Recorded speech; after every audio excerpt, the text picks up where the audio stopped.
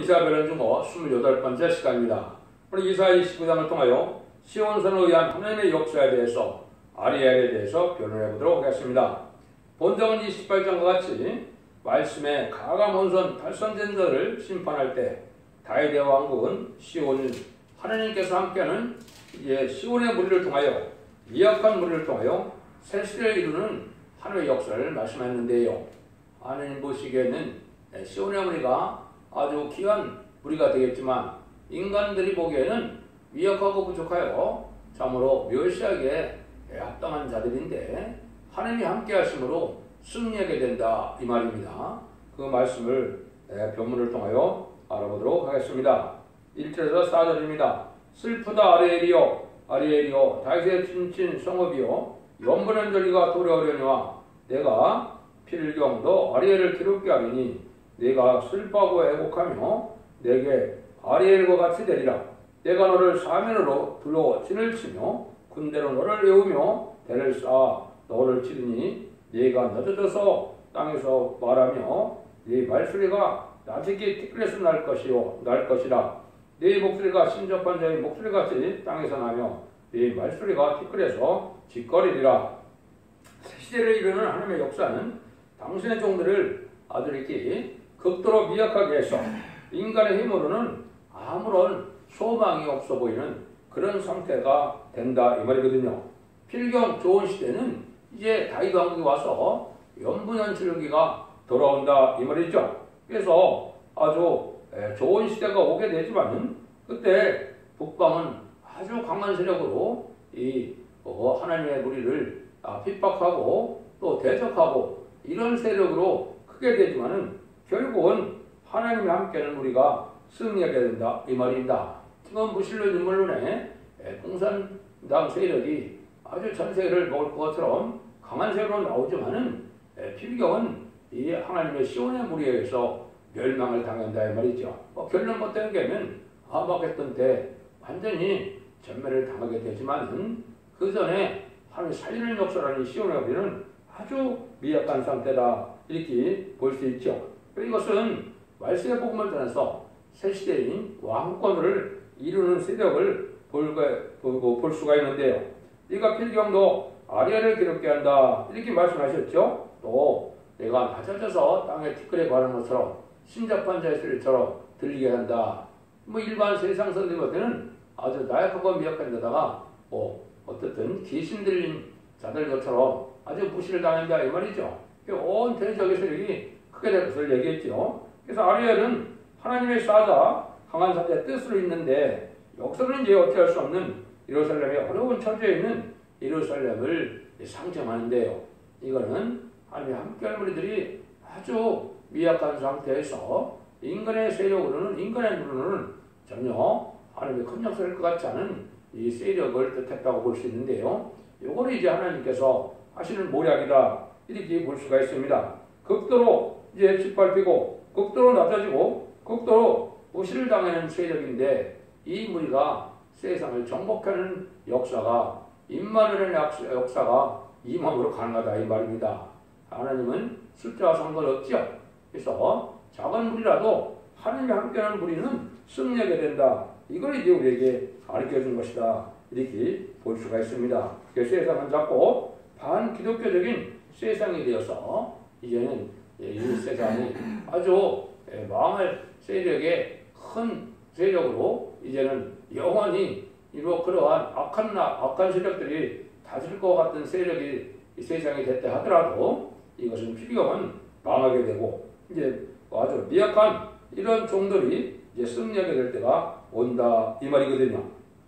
그래서 이런 걸 이제 똑같은 내용으로 표현한 것이 보면 이제 미가서 4장 10절에도 보면 딸 시온이여 해사는 여인처럼 애써 구로하여 나올지어다.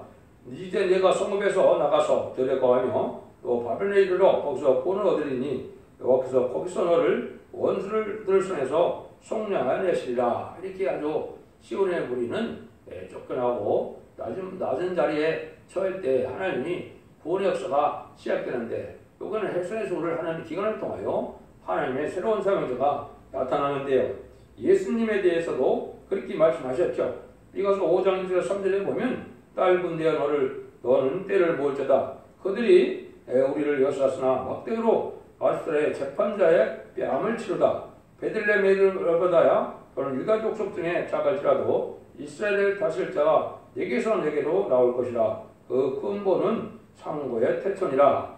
이것도 뭐라 그래요? 예수님 자체가 아주 어린아이로 이 땅에 오고 작은 마을에서 탄생하시지만은 신성한 이성을 가진 분이 승리하게 되는데 이 기업권 세력들이 대적을 한다 이 말이죠.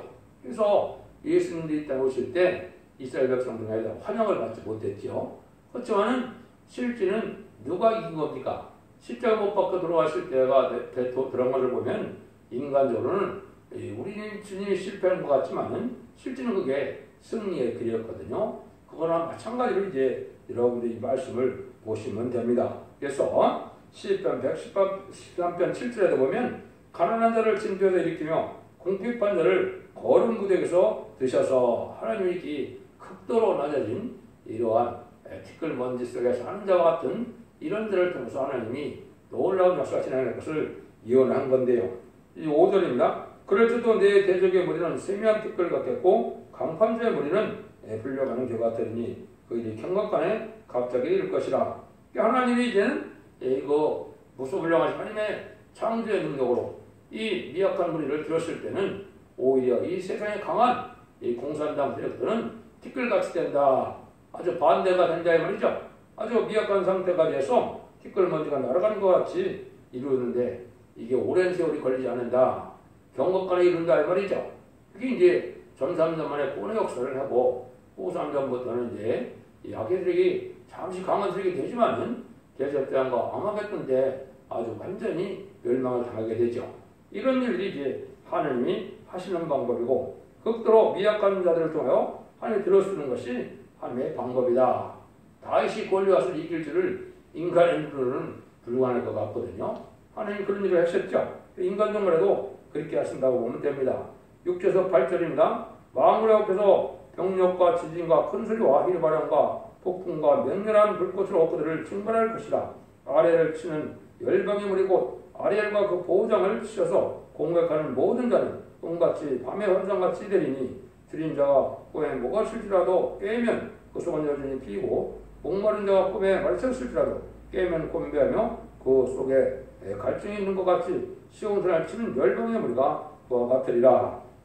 하나님의 진노라는 것은 여기 말씀하신 것처럼 병력과 지진과 강한 바람과 불꽃과 같이 대적을 친다 그랬죠. 하나님의 대적을 이제는 헛꿈을 꾼 것 같이 잠시 잠깐은 승리의 기세를 이기고 이기는 것 같지만은 꿈에 깨면 소용이 없는 것처럼 그렇게 된다 이 말이죠. 그래서 이 강한 세력들이 잠시 잠깐 악의 세력을 하면 이렇게서 악의 세력을 들을 수 있긴 하지만은 순식간에 멸망할 때가 되면 완전히 멸망한다 이 말이죠. 이렇게 이제 될 것이다 이 말입니다. 그래서 하나님의 무리들은 이제 눈에 보이지는 않지만은 하나님께서 7명을 주고 세움을 주고 완전히 계리 역사를 주고 증인 것에 말씀권을 내려서 강한 세력으로 이제 들었을 때가 오거든요. 이 천군천사가 동원돼서 악의 세력 없이 할 때는 이 세상은 바꿔지는 세상이 되죠. 근데 처음에 인간들에게는 육적인 인간들에게는 악의 세력이 이길 것 같지만은 하나님은 필히 미약하고 부족한 티끌머니 같은 세력인 하나님의 시온의 무리가 반드시 승리하게 된다. 이걸 지금 말씀하시는 것이죠. 그래서 이것을 우리가 알아야 된다. 그래서 이사 30장 15절에 보면 주 여호와 이스라엘의 거룩하신 자가 말씀하시되 너희가 돌이켜 안연히 처하야만 구원 얻을 것이요 잠잠하고 신뢰야만 힘을 얻을 것이오늘 너희가 원치 않냐고. 이제 하나님의 시온의 무리는 하나님을 의지하는 믿음으로 굳건한 믿음으로 연한 미약한 상태에서도 하나님을 바라보고 기다리는 이 믿음이 필요하다 이 말이죠. 이렇게 돼야 승리의 무리가 된다 이렇게 얘기하는 거죠. 그래서 강한 대적을 이제 하나님께서 이제 잠잠하게 있는 세력을 통하여 승리하게 한다. 그래서 잠잠히 있는 그러니까 잠잠히 있되 신뢰하는 자의 믿음을 통하여 하나님이 승리하게 하신다. 이걸 볼 수 있죠. 9절에서 10절입니다. 너희는 놀라고 놀아라. 너희는 소공이 되고 소공이 되라. 그들이 취함이 포도를 인함이 아니며 그들의 삐뚤거림이 독주를 인함이 아니라 대저 여호와께서 깊이 잠들게 하시는 너에게 부어주사 너희 눈을 감기 익혔으니 눈은 선지자요 그래서 너희 머리는 덮으셨으니 머리는 성견자라. 그러므로 모든 묵시가 여기는 마치 봉한 제게 말이라. 그것을 유식한 제게 주며 이르기를 그대에게 청하노니 이를 읽으라 하면 대답하기를 봉하였으니 못하겠노라 할 것이요. 또 무식한 제게 주며 이르기를 그대에게 청하노니 이를 읽으라 하면 대답하기를 나는 무식하다 할 것이다. 하나님께서 이 참된 동을 대적하는 이런 무리들은 마치 소경과 기목이가 된다 이 말 있죠. 그래서 잘 아는 것 같고 대단한 것 같지만은 이 기업권 세력들은 여기 선진자와 선견자라고 했는데요. 소경과 같은 그런 일이 된다 이 말이죠. 그 이유가 어떻게 됩니까? 하나님께 합당치 않기 때문에 하나님이 깨우쳐주지 않으면 모르는 거거든요. 특별히 이 예언서 계시록은 일반적으로 인간 학문적으로 이걸 풀 수 있는 것들이 아니거든요. 하나님의 심의 역사로 하는 섭리를 깨달아서 하나님의 지혜 충만이 돼서 성령의 역사로만 가능한 일인데 이걸 하지도 못하고서 이제는 이 세상을 자기들이 다 크게 정복할 것 같은 말을 하고 있지만은 이 말씀을 전하는 이 시온의 무리를 대적하는 무리들은 이 소경과 귀머리가 망하듯이 그렇게 된다 이 말이거든요. 그래서 유식한 자들은 봉화에서 모른다. 또 평신도는 어려워서 모른다. 이렇게 한다 이 말이죠. 지금 뭐 대학 교수가 됐건 총회장 신학박사 그런 철학박사들이 됐건 이 예언서 계시를 하나님의 뜻을 알 수가 있습니까? 알 수도 없는 것이고 주석이라는 건 다 쑥물이거든요. 알 수도 없는 그 말씀으로 인간을 미혹하는 것 뿐이지 그 하나님의 뜻을 찾았다고 볼 수도 없고 하나님이 인간의 지식에 의존해서 역사하는 분도 아니라는 사실을 아셔야 된다 이 말입니다. 이건 엄중한 하나님의 말씀에 경고가 이렇게 되어 있다 이 말입니다. 그래서 이런들이 다 소용이 없게 되고 그래서 오히려 하나님께서 유혹하는 영을 줘서 그렇게 하신다고 그랬죠. 몇 군데나 그런 게 나오거든요. 여기에 보면 이제 데살로니가후서 2장 17절 11절에도 보면 이러므로 하나님이 유혹을 저희 가운데 역사하게 하사 거짓 것을 믿게 하심은 지를 믿지 않고 불의를 좋아하는 자로 모든 자로 심판을 받게 하려 하십니다. 하나님이 합당치 않은 자들이 속어서 이제는 심판을 받게 하려고 하나님이 유혹을 보낸다 이 말이죠. 이렇게 되고 또 미가에서도 보면 이게 타락한 이런 교권주자들이 하나님께서 완전히 흑암으로 덮는다 이렇게 또 말씀하시거든요. 그걸 보면 미가서 3장 5절 6절만 보셔도 내 백성을 유혹하는 선지자는 이에 물면 평강을 잊으나 그 입에 무엇을 채워주지 아니하는 자에게는 전쟁을 주면도다. 이런 선지자에 대하여 여호와께서 가라사대 그럼 너희가 감을 만나리니 이상을 보지 못할 것이요 흑암을 만나리니 점치지 못하리라 하셨나니 이는 선지자 위에는 해가 져서 아직 캄캄할 것이라. 합당치 않고 욕심이 많은 이 기업권세들은 하나님이 이렇게 흑암에 잠기게 해서 아무것도 알지 못되게 한다 이 말이죠. 이것이 이제 주님이 재림올 때 때도 알지 못하고 신앙 준비가 신부단장이 무엇을 했는지 알지 못하다가 결국은 망하는 순간까지도 알지 못하다가 망하고 만다 이 말입니다. 이것이 하나님이 하시는 엄중한 경고의 말씀이다. 이렇게 볼 수 있죠. 13절 14절입니다. 주께서 가라사대 이 백성이 입으로는 나를 가까이 하되 입술로는 나를 존경하나 그 마음은 내게서 멀리 떠났나니 그들이 나를 경외함은 사람의 계명으로 가르침을 받았을 뿐이라.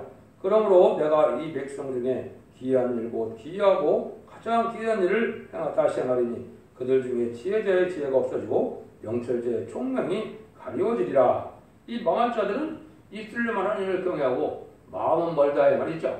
이 현재 이제 예식적이고 형식적인 기독교의 종교생활을 만든다 이렇게 볼 수 있죠. 그래서 결국은 예배를 보고 헌금을 하지만은 마음은 세상에 다 섞여 있어서 그냥 형식적으로 시간만 때우는 것으로 이렇게 신앙생활하는 사람들은 하나님 앞에 인정받는 신앙이 아니죠. 뜻과 정성과 마음이 하나님과 향하는 마음에서 상대들로서 예배를 드릴 수 있는 이러한 인자를 대대 그렇지 못하니까 하나님 그들에게서 지혜와 총명이 다 거둬진다 이 말이죠.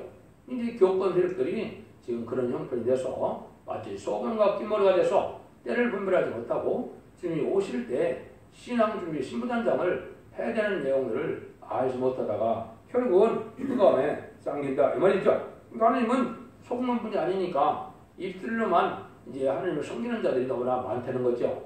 마음 하나님께서 멀다.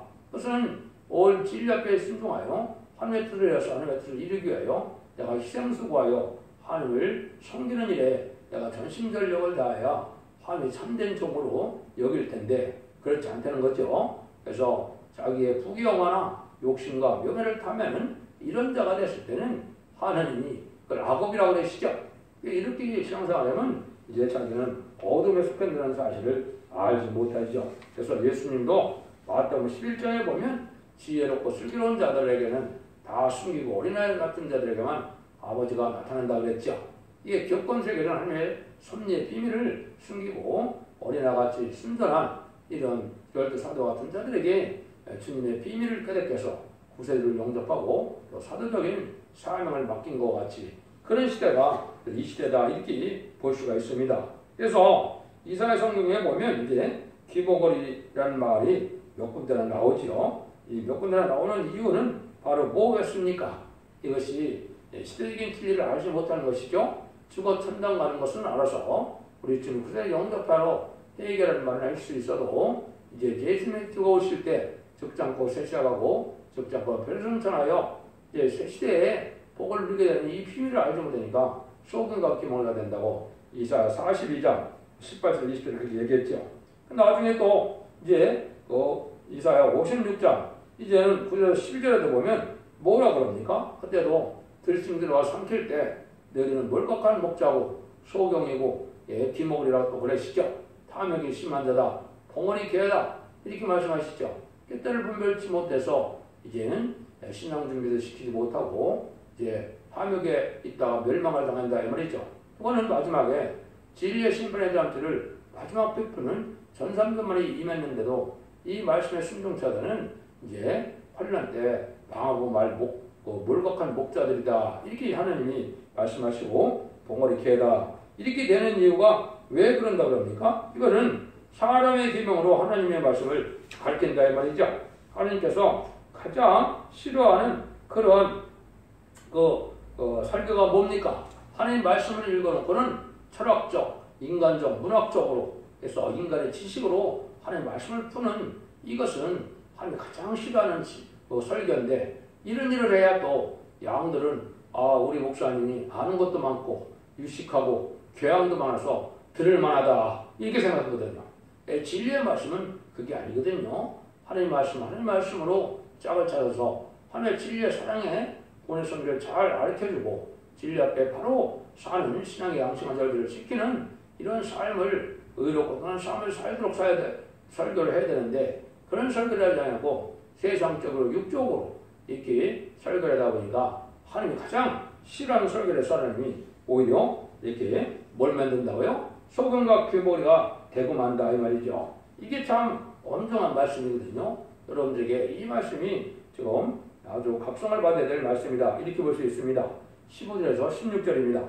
화 있을진저 자기의 도물을 여호와께 깊이 숨기는 자여 그 일을 어두운 데서 행하며 이르기를 누가 우리를 보라 누가 우리를 멀리하나 하니 너희가 패리함이 심하도다. 토기장이 이를 어찌 진흙같이 여기겠느냐 시임을 받은 물건이 어찌 자기를 지은 자에 대하여 이르기를 그가 나를 짓지 아니하였도다 하겠으며 빚음을 받은 물건이 자기를 빚은 자에게 대하여 이르기를 총명하다 그가 총명하다 총명이 없다 하겠느냐. 이것은 이제 어두운 자가 행하는 자가 하나님은 속전하시고 모든 걸 감찰하시고 북극 같은 놈으로 이걸 감찰하실 때 그걸 알지 못하고 자기들의 인간 수단과 방법으로 인간의 욕심을 채우는 일을 많이 하다가 결국은 망하게 된다 이 말이죠. 그래서 마치 뭐 같아요? 피조물이 창조주를 이제는 무시 여기는 것처럼 여기는 뭐라 그래요? 토기정이가 이제는 진흙을 썼던 진흙을 가지고 이제 그릇을 빚지만은 진흙이 토기정이한테 뭐 대항할 주권이 있는가요? 그런 거랑 마찬가지로 이제 이런 엉뚱한 이런 일에 대해서 이제는 자기가 빚음을 받았는데 지은 데에 대해서 오히려 이제 소경이다, 총명이 없다 이렇게 말한다 이 말이죠.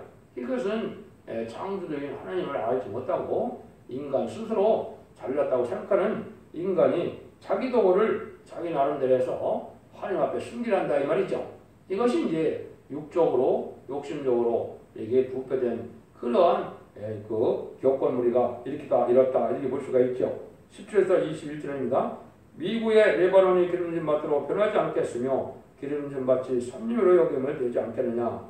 그날에는 기모거리가 새끼 말을 들을 것이요 어둡고 깜깜한 데서 소경의 눈이 볼 것이며 겸손한 자가 여호와를 인하여 기쁨이 더해갖고 사람 중에 비겁한 자가 이스라엘 거룩한 자를 인하여 질거하리니 이는 강포한 자가 소멸되었으며 경만한 자가 그쳤으며 죄악의 기회를 엿보던 자가 다 끊어졌습니다. 그들이 송사의 사람에게 죄를 입히며 성문에서 판단한 자를 올무로 잡듯하며 헛된 일로 악인을 억울케 하느니라. 그래서 하늘을 이룬 데는 인간의 지혜 지식은 필요 없는데 인간의 지식 지혜로 의지로 살아가는 이런 자들은 오히려 망하게 된다 이 말이죠. 이런 합당치 자가 다 망할 때는 오히려 어리석은 자가 보게 되는 것 같이 소경이 또 보게 되는 것 같이 이 세상적으로는 뭐 무식하고 또 부족한 이런 인간들이 오히려 하느님의 뜻을 깨닫고 그렇게 되고 세상에 유식한 자들이나 이 기업권 세력들은 오히려 소경과 기모해서 듣지 못하고 알지 못하다가 망하게 된다 이 말이죠. 그러니까 예식적이고 형식적인 이런 종교생활하는 이런 자들은 이제 결국은 망하게 될 수밖에 없는 것이죠. 하나님은 참되고 진실한 중심을 보신 하나님께서 하나님의 진실을 향하는 자들에게 이러한 본의 소리를 깨닫게 하시고 또 새 시대에 복을 누리게 된다 이 말입니다. 그래서 형식적이고 욕심이 많은 이런 세력들은 다 망하게 된다. 이때가 바로 이제 심판대다 이렇게 보면 되죠. 겸손하지 못한 자는 살아남지 못한 때가 온다는 말씀을 이렇게 하셨지요. 21절에서 24절입니다. 그러므로 아브라함을 부족하신 여호와께서 야곱 족속에 대하여 말씀하시되 야곱이 이제부터는 부끄러워하지 않겠고 그 얼굴이 이제부터는 실패하지 않을 것이며 그 자손은 나의 손으로 그 가운데 행한 것을 볼 때에 내 이름을 거룩하다 하며 야곱의 거룩한 자를 거룩하다 하여 이스라엘 하나님을 경외할 것이며 마음이 온매한 자 중에 총망하게 되며 원망하는 자도 교훈을 받으리라 하셨느니라. 하나님을 이제는 다 하나님을 의지하고 하나님을 바라보고 하나님 앞에 순종하는 우리들은 하나님이 이제는 다 잘 깨닫게 하고 잘 보게 해서 남은 자가 되어 세시의 축복을 누림으로 하나님을 온전히 잘 섬길 수 있게 되지만 그렇지 않은 우리들은 교만한 이런 악의 우리들은 다 멸망해서 하나님의 참다운 세시의 축복을 받지 못한다 이렇게 볼 수 있죠. 그래서 하나님 앞에 쓰임 받으려면 인전 아주 한결같이 겸손한 자들이 하나님 앞에 쓰임을 받게 되고 이제 세상적으로 육적으로 이제 세상 지치로 나가는 이런 우리들은 오히려 소음과 기만해서 망하게 되므로 세시를 못 간다. 앞으로 이제 입맞은 10만 4천 명이 되는 종들이나 또 세시대 축복을 받는 종들은 바로 그렇다 이 말이죠.